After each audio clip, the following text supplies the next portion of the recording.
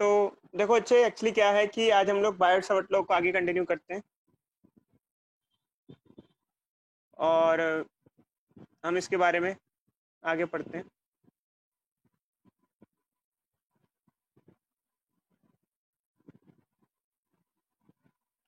Biot-Savart law हम लोगों ने लास्ट क्लास में पढ़ा था। क्या होता है, कोई बच्चा बताएगा बायोट-सावर्ट लॉ क्या होता है?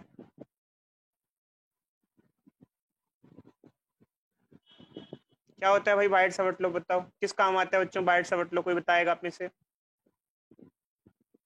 बोलो भाई, इंटरेस्ट लो यार थोड़ा पढ़ाई में। Sir magnitude of magnetic field निकालने के लिए। हाँ, बायोट-सावर्ट लॉ मैग्नेटिक फील्ड निकालने के काम आता है। जैसे मान लो हमारी एक वायर है, एक वायर का आप छोटा सा एक करंट एलिमेंट ले लोगे। उस करंट एलिमेंट की वजह से पी पॉइंट पे अगर आपको मैग्नेटिक फील्ड निकालनी है तो उसके काम आता है। क्या होता है? D B is equal to mu naught I upon 4 pi by 4 pi D L sine theta by R square. ये होता है।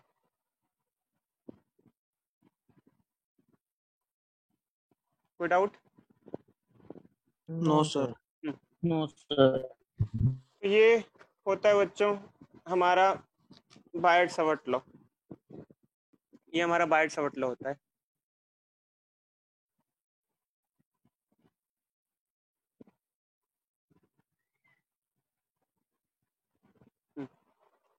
अब बायोट-सावर्ट लॉ क्या होता है कि जैसे किसी एक वायर है कि वायर में करंट फ्लो कर रहा है तो उसके पास कोई पॉइंट है, उस छोटे से करंट के छोटे से एलिमेंट की वजह से कितनी फील्ड होगी उसको निकालने के लिए हम यूज करते हैं। तो इसकी पहली एप्लीकेशन क्या है बच्चों? एक पहली एप्लीकेशन पढ़ते हैं, फर्स्ट एप्लीकेशन।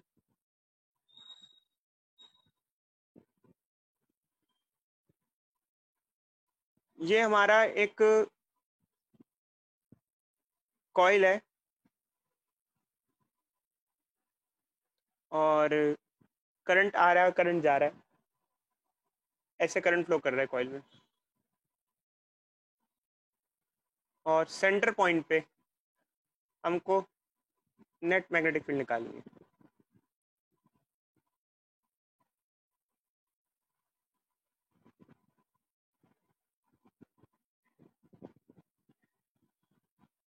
कोई डाउट बच्चे किसी को इस चीज के बारे में? तो एक्चुअली क्या होता है बच्चों, जब किसी एक लूप में करंट फ्लो करता है तो उसकी कुछ मैग्नेटिक फील्ड होती है। ये आप लोग अपनी 10th क्लास में पढ़ के आए हो। एक बार इसकी फिगर दिखा देते हैं बच्चों। 10th क्लास में इसकी फिगर वगैरह आपने पढ़ी थी, दिखाते हैं एक बार।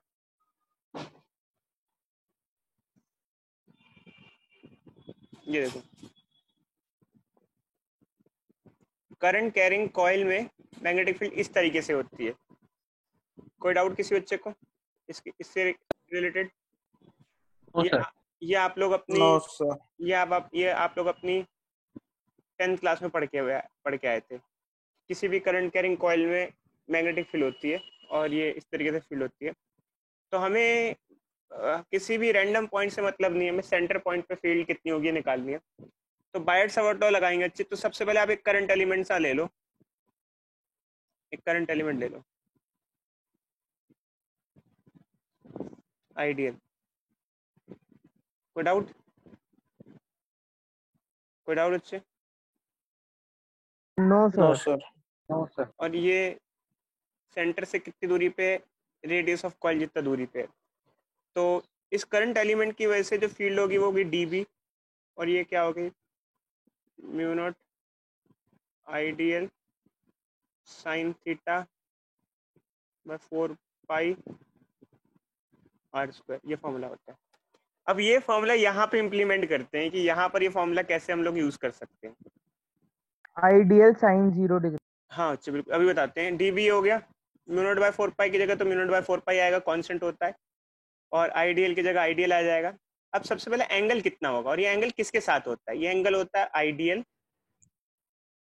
एंड आर 90 डिग्री होगा आर सर। वेक्टर के बीच में। देखो अच्छा, ये पोजीशन वेक्टर हुआ यहाँ पर, ये हुआ पोजीशन वेक्टर, ये वो करंट एलिमेंट। कितना एंगल हुआ ये बताना बच्चों? कोई बच्चा बताएगा कितना एंगल हुआ? 90. 90. 90 डिग्री।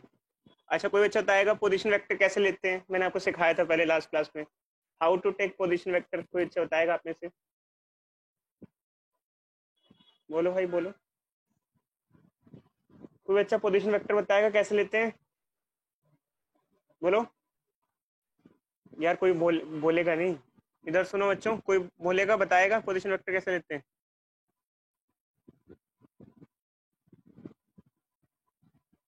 हेलो।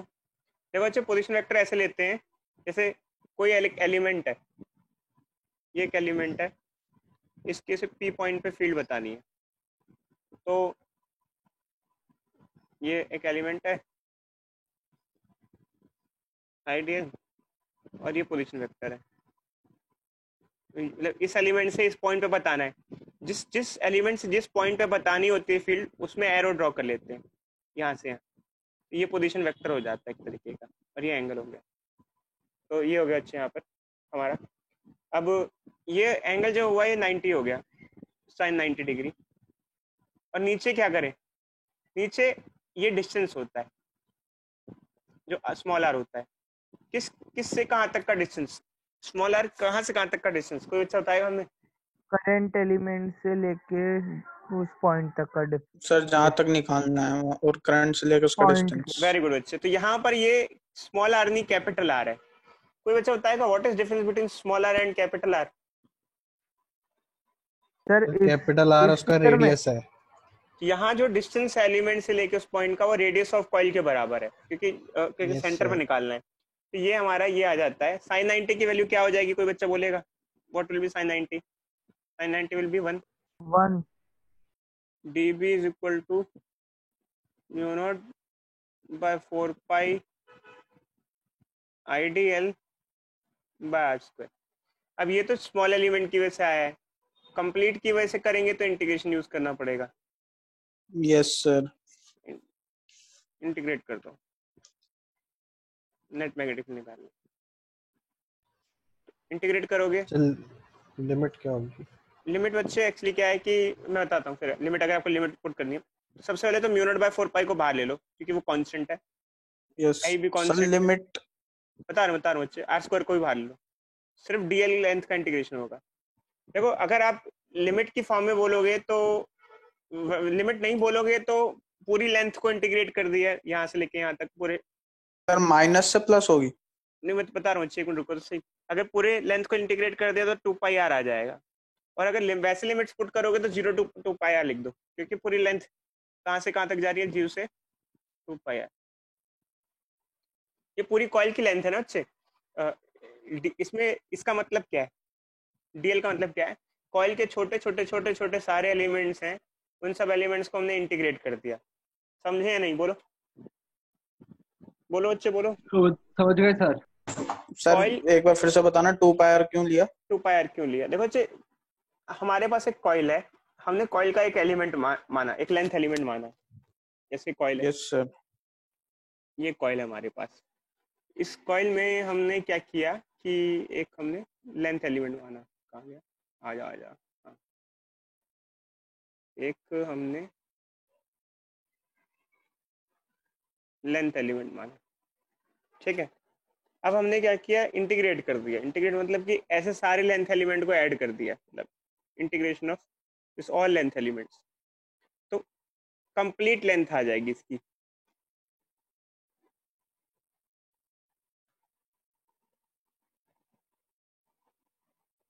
कोई दिक्कत? No sir. तो complete No, length sir. Of coil कितना होता है बच्चे? 2 पाई आर होगा ना कंप्लीट लेंथ ऑफ कॉइल। वैसे लिमिट दिखाने की जरूरत नहीं होगी बच्चे, यहाँ पर आप ऐसे ही कर दो उसको। Mu naught I by 4 pi R square, और इसका इंटीग्रेशन क्या हो जाएगा? 2 पाई आर हो जाएगा।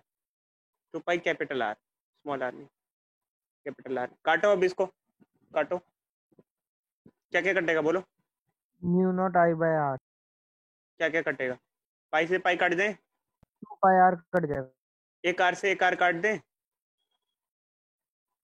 2 से Yes, sir. 4 काट दें। मैग्नेटिक फील्ड क्या हो जाएगा? 2 mu naught I by 2 R, R. ये आ जाएगा। अब इसमें भी अच्छी चीजें हैं, जैसे ये एक एक इसमें टर्न है, अगर एक टर्न नहीं होता इसमें कई सारे टर्न्स होते, अगर इसमें n नंबर ऑफ टर्न्स होते तो क्या होता बोलो? 2πr into n. तो नेट मैग्नेटिक फील्ड क्या होती? n times of mu naught I by 2r. ये होता।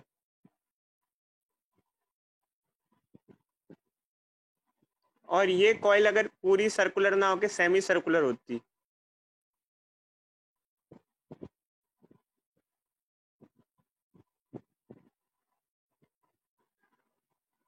तो क्या होता बताओ? Mu naught by 4r। Mu naught I by 4r होता। कोई doubt? No sir. No sir. तो चाहिए आगे देखो, तो ये आ जाता है बच्चों हमारा, इस तरीके से कॉइल के सेंटर पे मैग्नेटिक फील्ड हम निकालते हैं। तो सर अगर इनफिनाइट वायर हो तो उसका हम कैसे निकालेंगे? उसका बच्चे हम देखो एक्चुअली क्या है कि हम इस चैप्टर में सबसे पहला हमारा सेक्शन क्या है बताते हैं। जब हमने चैप्टर चालू किया, फर्स्ट सेक्शन हमारा है जो हम पढ़ रहे हैं फिलहाल, वायर, किसी वायर में करंट फ्लो कर रहा है और उसकी वजह से फील्ड निकालना। ठीक है, तो हमने किस टूल का यूज किया? सबसे पहले यूज करें बायट-सावर्त लॉ फील्ड निकालने के यस लिए। सर। और हम एक और टूल यूज करेंगे, एक और मतलब लॉ यूज करेंगे जिसको कहते हैं एम्पेयर सर्किटल लॉ। कहीं कहीं हम लोग ये यूज करेंगे, कहीं कहीं ये यूज करेंगे, दो लॉज यूज करेंगे मैग्नेटिक फील्ड निकालने के लिए। तो जैसे कोई एक वायर है, जैसे हमने अभी लूप के सर्कल लूप के निकाला, अगर किसी वायर के आसपास मैग्नेटिक फील्ड निकालनी है तो उसका हम दोनों में से किसी लॉ से कर सकते हैं, बट आसान जो पड़ता है वो एम्पेयर सर्किटल लॉ पड़ता है, तो उसका हम एम्पेयर सर्किटल लॉ से करेंगे। समझे या नहीं? अभी हम पढ़ेंगे अच्छे। Yes sir. Ampere circuital law के थ्रू निकालेंगे। जैसे ये तो हम इसके थ्रू निकाल रहे हैं, यहाँ एम्पेयर सर्किटल लॉ पढ़ेंगे और उससे वायर के आसपास मैग्नेटिक फील्ड निकालेंगे। किसी वायर से कितनी दूरी पे क्या मैग्नेटिक फील्ड होती है। दिख रहा है बच्चों? नोट्स पे दिख रहे हैं? नोट्स दिख रहे हैं? Yes sir. Yes sir. तो ये निकालेंगे बच्चे। तो पहला सेक्शन एक्चुअली हमारा ये जो है हमारे करिकुलम में वो यही है कि फील्ड कैसे निकालें, किसी भी वायर की वजह से फील्ड कैसे निकाली जाए, how to calculate field due to a wire. ये हमारा फर्स्ट सेक्शन। तो either we are using Weier's law or we are using Ampere circuital law, and we are basically using one or two applications of both. We are applying one or two application of both. जैसे Weier's law की एक application हमने पढ़ ली अभी,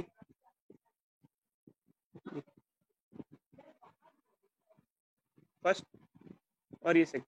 अब हम second application पढ़ने वाले बच्चों, और Weier's law की क्या है देखो बताते हैं।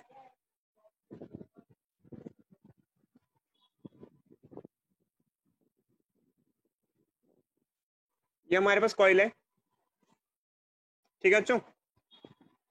Hello, yes sir. कॉइल के एक्सियल पॉइंट पे फील्ड निकालनी है।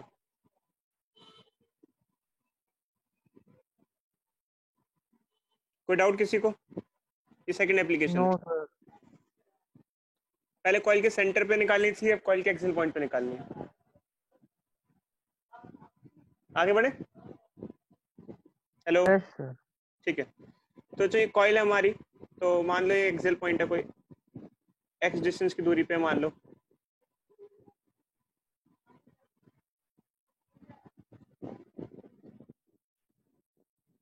ये देखो ये सर हमारा, ये एक्स परपेंडिकुलर डिस्टेंस होगा ना?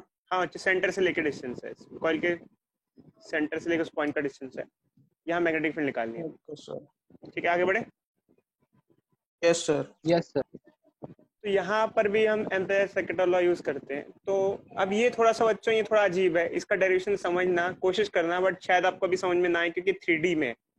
तो ये 3D में इसको समझना थोड़ा डिफिकल्ट होता है, क्योंकि ये कॉइल ऐसे नहीं रखी हुई है, ऐसे मतलब, और ऐसे रखी हुई है। क्या फर्क है इन दोनों फिगर में? कोई बच्चा बताएगा ऊपर और नीचे वाली फिगर में क्या फर्क है? ऊपर और नीचे वाली फिगर में क्या फर्क है? सर ये जो नीचे वाली फिगर है वो हमारी तरफ फेसिंग है और जो ऊपर वाली फिगर है उसके एज हमारी तरफ फेस। सर नीचे वाली वाई जेड प्लेन में है, नीचे वाई वाली एक्स प्लेन में है। नीचे वाली जो कॉइल है वो हमारे स्क्रीन के प्लेन में है, और जो यस ऊपर वाली सर। फिगर है वो हमारी स्क्रीन के प्लेन में नहीं है, वो perpendicular to the plane of our screen है। समझे अच्छे? Yes, sir. यस सर तो ये ध्यान रखना, मतलब ये कॉइल ये तो ऐसी हो गई, जबकि ये कॉइल ऐसी है, मतलब उधर फेसिंग है, इस साइड फेसिंग है ये कॉइल। तो ये 3D फिगर है बाएं अच्छे। साइड प्लेन में होगा। हाँ इधर अच्छे, तो ये थोड़ा सा 3D फिगर है, उसको ध्यान रखना। तो हम एक एलिमेंट ले लेते हैं, करंट एलिमेंट ले लेते हैं ऊपर में ऐसा करंट एलिमेंट ले लिया हमने, ऊपर में करंट एलिमेंट मान लिया। ठीक है, स्टार्ट करें। Yes Yes. सर। ये क्या कॉइल गायब हो गई हमारी, फील्ड कहाँ से आएगी?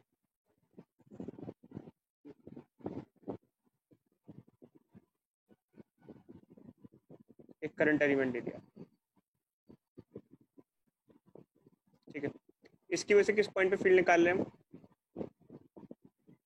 पी पॉइंट पे फील्ड निकाल रहे हैं। ये जो हो गया ये पोजीशन वेक्टर हो गया बच्चों।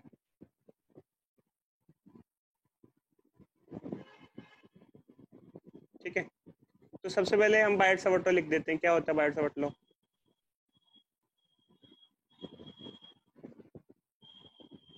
हेलो, आवाज आ रही है बच्चों? यस सर यस आ रही है। सर। ये आ रहा है। Yes, sir. आ रही। तो ये बट अपॉन अब आर इसको स्क्वायर। इसको हम लोग लगाते हैं बच्चों, अब इसको लगाते हैं यहाँ के केस में। तो क्या क्या बच्चों, पहले हम एक काम करते हैं, कॉइल का रेडियस भी डिफाइन कर लेते हैं। कॉइल का रेडियस क्या है? कॉइल का रेडियस सर एंगल थीटा। बताते हैं, अच्छे से बताते हैं। ये एंगल को बताने में तो दिक्कत बहुत आने वाली है, अभी तो बहुत चीजें बताने में दिक्कत आने वाली है। 3D फिगर है तो यहाँ तो परेशानी बहुत आती है, वैसे भी आती है, क्लासरूम में होता तो भी परेशानी आती है। एक बार मेरी वीडियो देख लेना बच्चों, जो मैंने आपको प्लेलिस्ट दे रखी है वो जरूर देख लेना, उसमें आपको थोड़ा सा क्लेरिफिकेशन हो जाएगा इसका लेके। ठीक है, तो dB हो गया। ठीक है, म्यू नॉट बाय 4 पाई की जगह म्यू नॉट बाय 4 पाई हो गया। आइडियल की जगह आइडियल हो गया। अब आता है एंगल क्या होगा। एंगल किस किस के बीच का लेना है? करंट एलिमेंट और रेडियस वेक्टर। आपको क्या लग रहा है इस फिगर को देख के, करंट एलिमेंट और रेडियस वेक्टर के बीच में क्या एंगल होगा? सर 90 माइनस थीटा की, कोई बच्चा बताएगा? तो शायद करंट एलिमेंट बच्चे एक तरीके से बाहर की तरफ आ रहा है, बाहर मतलब आपके स्क्रीन से पेन, अगर आप स्क्रीन से एक पेन लो तो ऐसे आ रहा है, देखो ये रेडियस वेक्टर है, ऐसा सा है रेडियस वेक्टर। यू देख रहे हो, ऊपर से उठा के हमने यहाँ दिखा दिया। Yes, sir. और करंट एलिमेंट यहाँ नहीं है, वो आपके प्लेन, आपकी मतलब डॉट है, वो डॉट मतलब बाहर की तरफ आउटसाइड आ रहा है वो, या इस फिगर में शो नहीं होगा, क्योंकि जब कभी हमें करंट एलिमेंट लेना होता है तो हमें टेंजेंट ड्रॉ करना पड़ता है। क्या ड्रॉ करना पड़ता है? टेंजेंट। हमने ऊपर अपमोस्ट पॉइंट लिया, जैसे मान लो ये देखो एक कॉइल है, तो ये तो इसी प्लेन में है, तो जैसे इस पॉइंट पे अगर करंट एलिमेंट ऊपर वाले पॉइंट पे लोगे तो क्या ड्रॉ करोगे? टेंजेंट। ये टेंजेंट, ये टेंजेंट हमारी तरफ आएगी, बाहर आएगी। अगर इस फिगर के हिसाब से देखो तो हमारी तरफ आ रही है ये टेंजेंट, ये है हम लोग। आप ऐसे देख रहे हो। सर एक बार उस ट्रायंगल की नेमिंग कर दो। ट्राइंगल की नेमिंग करते हैं बच्चे, बट पहले आपको ये बताओ, ये आइडियल कहाँ की तरफ आ रहा है? आपको समझ में आ रहा है? ये आइडियल, यस आ गया सर सर, आ हमारी गया, आ तरफ आ गया। रहा है। आ आइडियल गया सर। का एरो स्क्रीन से निकल के हमारी तरफ आ रहा है, स्क्रीन से तो निकल सर के। Yes, angle sir. 90 होगा। तो एंगल क्या हो जाएगा? 90 हो जाएगा ये, क्योंकि 90। 90 हो जाएगा सर। ये बाहर की तरफ आ रहा है और ये ऐसा है, मतलब ये अगर ये बाहर की तरफ आ रहा है और ये ऐसा है, तो स्क्रीन से इस लाइन का एंगल, अगर पेन रखो इस डॉट पे, अब इस यस डॉट सर। अपना 90। पेन रख दो, तो इन दोनों लाइंस में जो एंगल बनेगा वो 90 डिग्री बनेगा।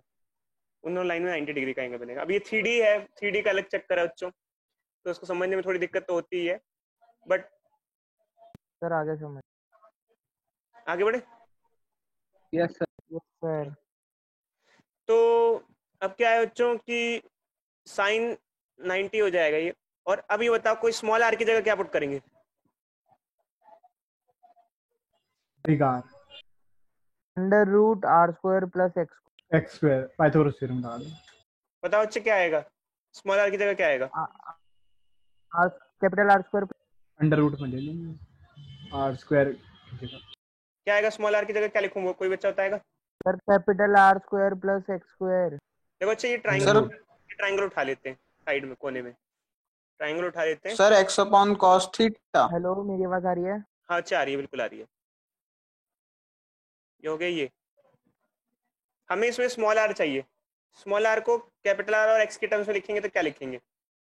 ये पाइथागोरस थ्योरम से क्या हो जाएगा बच्चे? R square plus x square हो जाएगा, कोई डाउट? और यस सर, नो सर। तो स्मॉल आर क्या हो गया, under root R square plus x square हो गया, और अगर आर का स्क्वायर यस कर देंगे सर।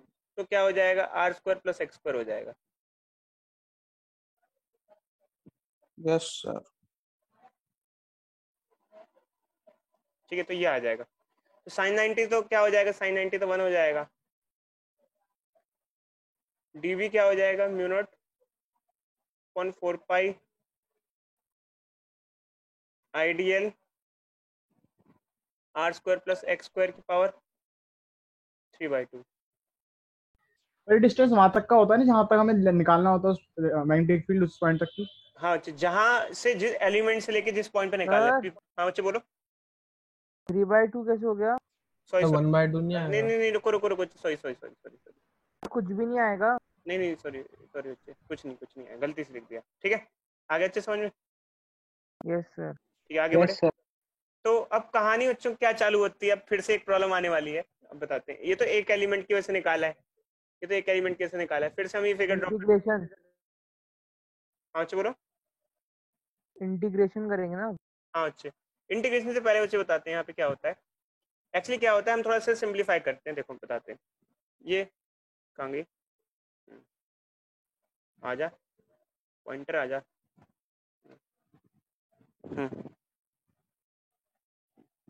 कहाँ गया भाई? हाँ ये रे,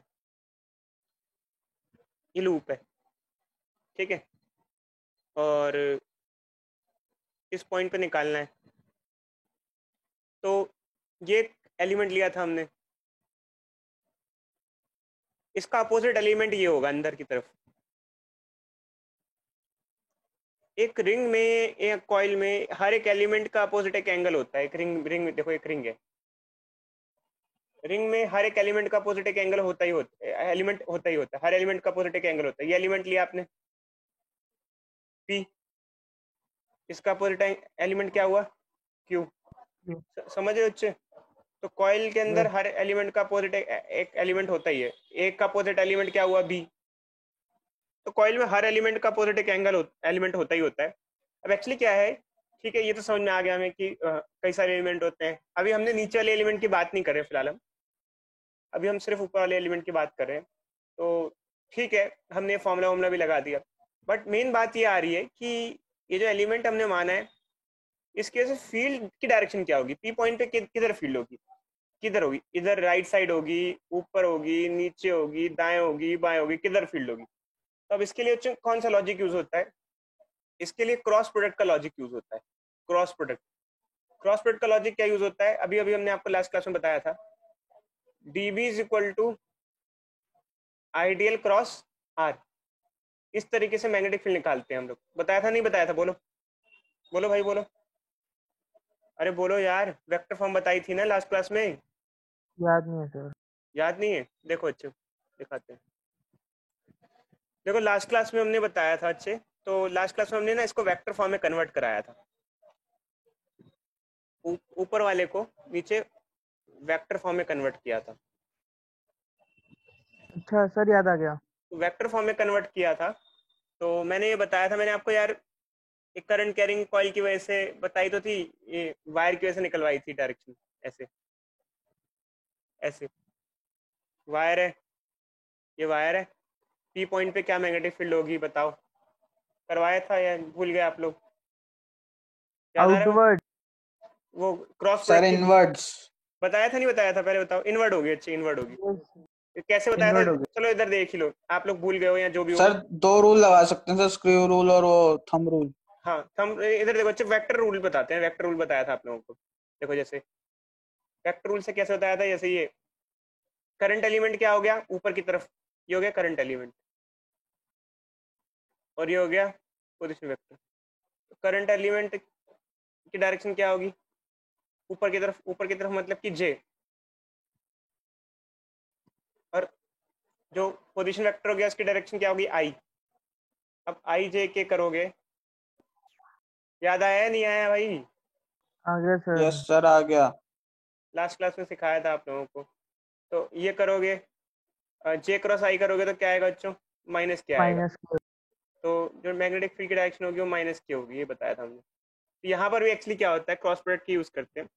बट एक्चुअली क्या होता है, एक चीज का ध्यान रखना बच्चों, जब हमने आपको अपनी 11th क्लास में क्रॉस प्रोडक्ट सिखाया था ना, तो उसमें एक चीज सिखाई थी, जैसे C इज इक्वल टू अगर A cross B, if C is equal to A cross B, then C will be perpendicular to A as well and as perpendicular to B. B। मतलब ये ध्यान रखना कि अगर एक वेक्टर दो vector के क्रॉस प्रोडक्ट से आ रहा है, तो वो जो वेक्टर क्रॉस प्रोडक्ट से बाकियों के क्रॉस प्रोडक्ट से आ रहा है, वो वेक्टर वो बाकी दोनों वेक्टर के परपेंडिकुलर होगा। ये समझे या नहीं? समझ गया सर। ठीक है। तो यहाँ पर जो, जैसे अगर हम बात करें कि DB is ideal cross R, ठीक है, तो आइडियल और R के क्रॉस प्रोडक्ट से DB आ रहा है हमारा,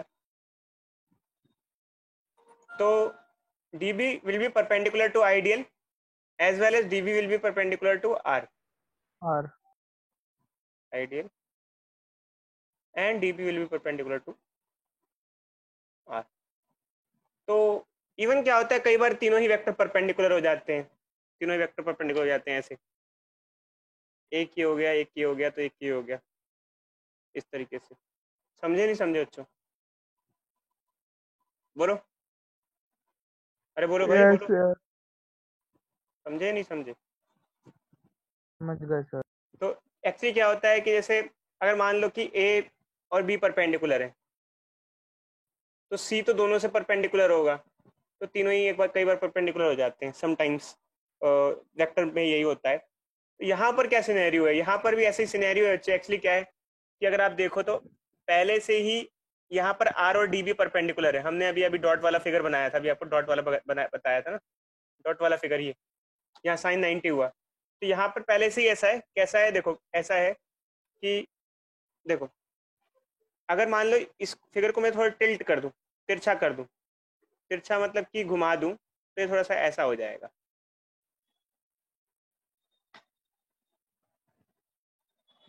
यार ये एक्चुअली क्या है, इसको घुमाएं कैसे, रोटेट कैसे करा दें इसको, कुछ डिग्री कैसे रोटेट करा दें बच्चे, इसको बताना, कोई बच्चा बताएगा? इसको रोटेट करा दे थोड़ा सा, क्या सर?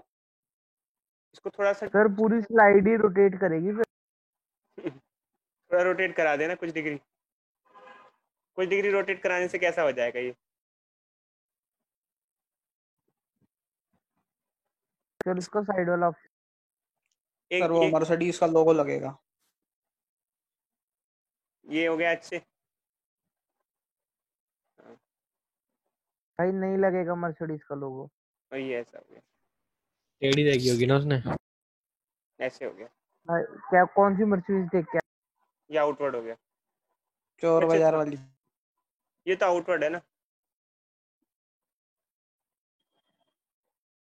ये आउटवर्ड है, ये अभी भी आउटवर्ड ही रहेगा।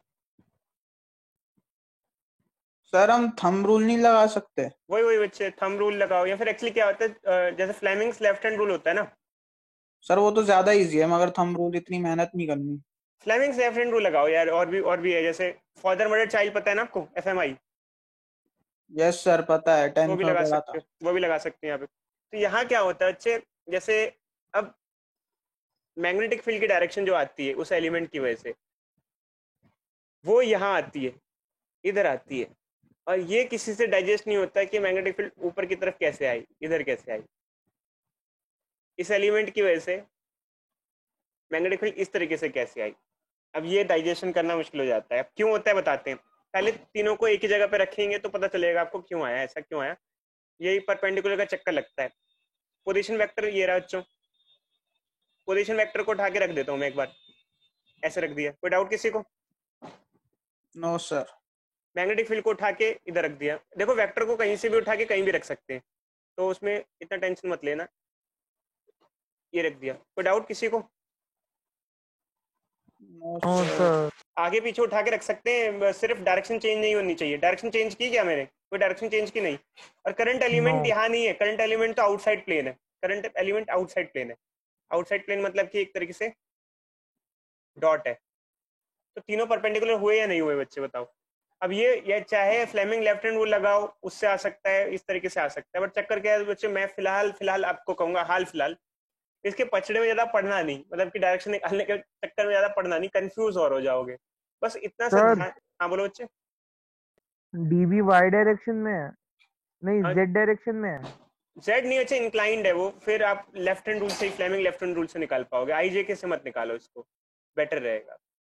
बस ये है, आपको ये समझ में आ रहा है तीनों परपेंडिकुलर है, ये समझ में आ रहा है या नहीं आ रहा? देखो आइडियल बाहर आ रहा है, बी उधर जा रहा है, आर इधर आ रहा है। ये देखो इन दोनों में 90 डिग्री का एंगल बन रहा है, दिख रहा है नहीं दिख रहा अच्छे? They're mutually perpendicular to each other. हाँ, these three are mutually perpendicular to each other. तो डीबी की कई बार बच्चों को डायरेक्शन की प्रॉब्लम होती है कि सर डायरेक्शन ऐसे कैसे आ गई, डायरेक्शन ऐसे कैसे आ गई। तो यार सीधे सीधे बात है, if we will use Fleming's left hand rule, then by using Fleming left hand rule आपकी डायरेक्शन आ जाएगी। अगर यूज कर सकते हो तो करके देखो एक बार। या फिर फ्लेमिंग्स लेफ्ट हैंड रूल क्यों यूज कर रहे हो आप? क्रॉस प्रोडक्ट की रूल यूज कर लो, म्यूचुअल परपेंडिकुलर होते हैं वेक्टर्स, तो उसके बेसिस पे भी आप बता सकते हो, ये आ जाएगा।